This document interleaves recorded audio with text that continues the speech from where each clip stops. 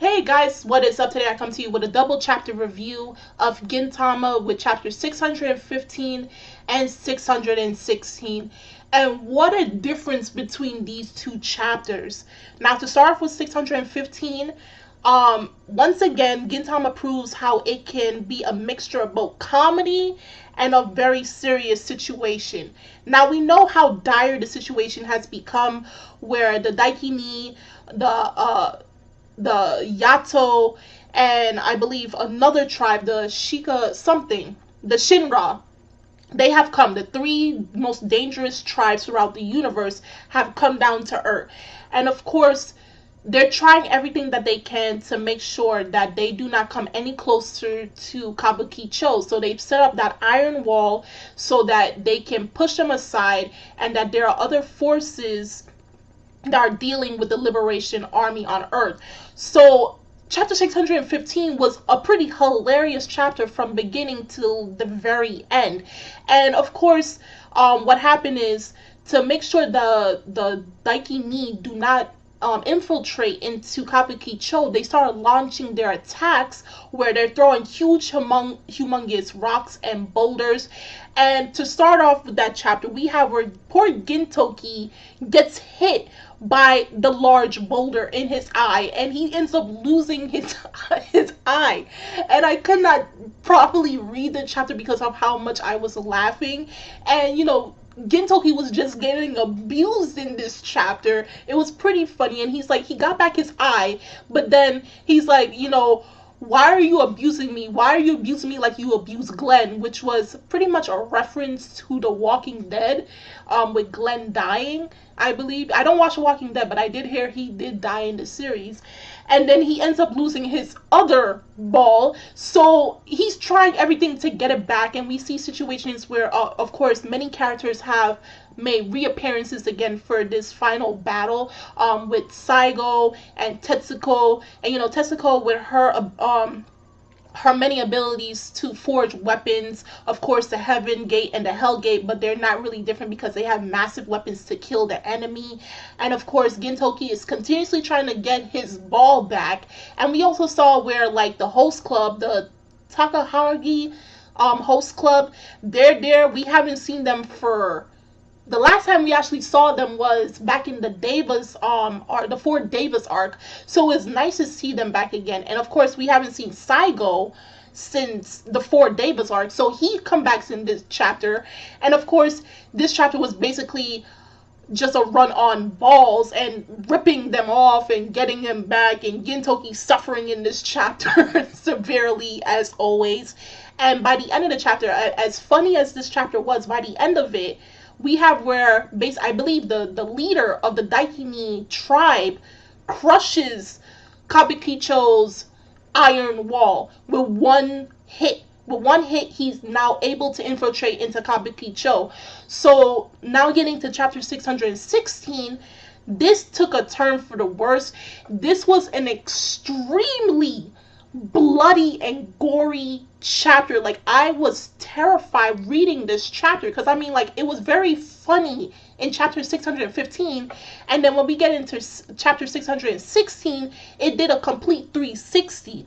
Now that they infiltrated, it's very hard for the humans now to fight these guys off because they're really brutal. They look very demon-like, and they're a very brutal tribe. There's no survivors, and everybody's fighting against these guys. And they're breaking, crushing, destroying the city as they keep infiltrating inside of it.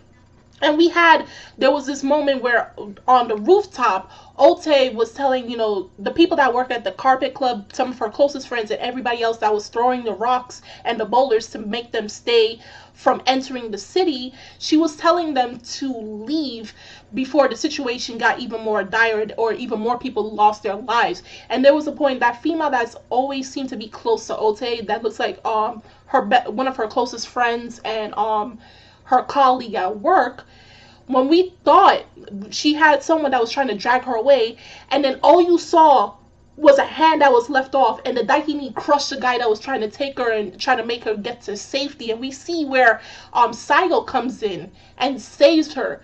And when we thought he actually lost his arms because the blood that was coming out, and then you start seeing bones. You start seeing bones protruding out of the skin, and we thought it was Saigo. It's actually Gintoki, but the force that he used with his wooden sword broke the Daikini warrior's hand. And then it was like, the chapter 615 was making a lot of fun with the balls and everything. But literally, in this chapter, I know Gintama, it does make a lot of fun. But when they say they're going to crush your balls, Saigo took the Daikini warrior's balls and ripped them out. And he crushed them. He crushed the hell out of it. And Gintoki killed the Daikini with a devastating blow to the head. And they kept fighting in this chapter. I was like, my God. And it got even further where Ote is trying to take all of her comrades to safety, and people are dying left and right, and then her friends are witnessing all of these deaths. And then when she tells them to run, this is what really got me scared. Very close to the ending of the chapter was when they were trying to escape. They got into, I believe, an alleyway, and then when her friend looked up, and then she saw a head drop down, because Ote's head got grabbed by one of the Daikini, and then we saw a head drop down. And I said, Hideaki Soroichi, you did not just do what I thought you just did. You did not just kill Ote. And then when they were revealed, it was actually one of the Daikinis. And we come to find out that the same one that grabbed her head was the one whose head was flown out the window and was landing on the floor dead. And the person that saved her was Kyubi. Kyubi saved Ote from a horrifying death. Like, I was actually terrified that Ote died. I mean, like, yo, you cannot take her out in this most vicious way. As savage and as gory as this chapter was, I would have said I would probably start crying by the end of this chapter if I saw Ote die such a horrific death. But thank God Kyubi came at the nick of time before Ote actually died. But you clearly saw the difference between these two chapters and how they went down. Like, one was a completely funny chapter, and then the next chapter was like, we're going all in, where this is going to get really bloody really quick. And it's just, we're going to wait to see what happens to chapter 617 now that Kyubi has joined the fray. And I believe other characters, we're going to see more characters coming out. I'm still waiting for Jericho and his daughter to come back. There are a few characters to come back, but I definitely want to see him come back with the 4 Devas there now. So if you guys saw this week, these two chapters, chapter 615 and 616, do tell me in the comment section below on how you felt about these two chapters. How do you feel about the major difference, like how everything just flipped 360 between these two chapters? The links are in the description box as always, so you guys go check that out. And I'm Kimmy Chan of Anime Legends Podcast, and I will see you guys later. Bye!